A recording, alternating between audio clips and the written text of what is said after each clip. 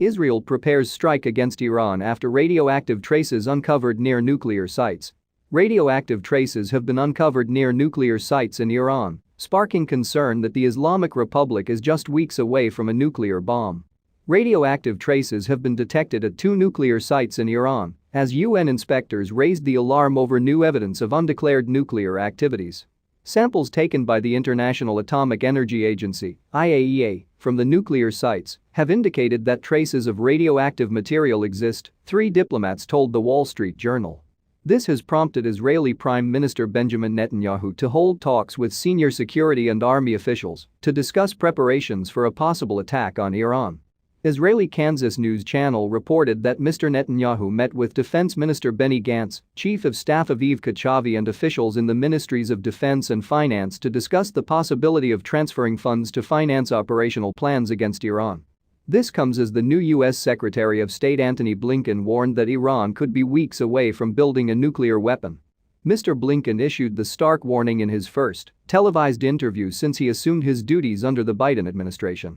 Speaking to NBC News' Andrea Mitchell, Mr. Blinken said Iran could become a nuclear power within months, if not weeks.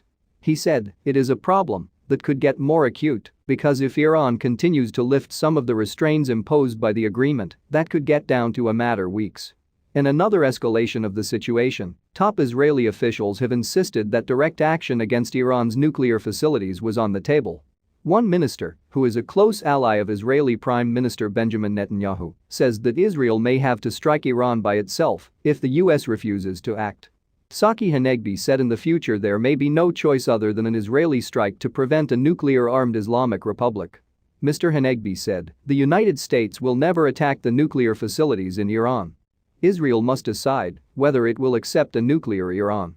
Israel will be forced to act independently to remove this danger. It's possible that in the future there will be no choice but to attack Iran militarily. I hope that when our leadership is met with this dilemma, it won't accept a nuclear-armed Iran."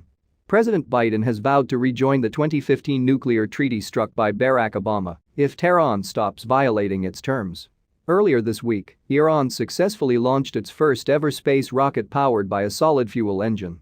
The rocket, a Zalajana SLV, can achieve a height of 310 miles and carry a payload of 485 pounds, according to reports.